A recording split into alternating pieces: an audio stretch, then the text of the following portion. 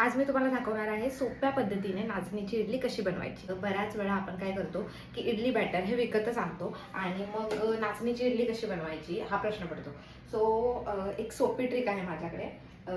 हे नाचणी सत्व आहे म्हणजे रागी पावडर। ही स्प्राउटेड रागी पावडर आहे जी मी घरी बनवली आहे। अशा पद्धतीने पावडर तुम्ही बनवून ठेवू शकता बाळासाठी तुमच्या वेगवेगळ्या रेसिपीज बनवण्यासाठी। ही पावडर घ्यायची आणि हे इथे मी इडली बॅटर घेतलंय, जवळपास 2-3 पळ्या आहे आणि याच्यामध्ये ही स्प्राउटेड रागी पावडर मिक्स करायची, जवळपास 3 चमचे। थोडंसं पाणी, एकदम थोडं, कारण आपण इडली बनवतोय। जर डोसा बनवायचा असेल तर थोडंसं जास्त पाणी घालायचं। हे व्यवस्थित मिक्स करायचं। याच्यामध्ये तुम्ही खूप सारे वेजीज पण घालू शकता जेणेकरून हे अजून हेल्दी होईल। मिक्स केल्यानंतर असं बॅटर झालंय। मी स्टीमर ऑलरेडी स्टीम करायला ठेवलंय। आता याला तेल लावून घेऊ। स्टीम नेहमीच्या पद्धतीने 10 मिनिटं याला स्टीम करायचं। 10 मिनिटं झाले आहेत। आता आपण गॅस बंद करू आणि बघू इडली कशी झाली। मस्त फ्लफी झालेत।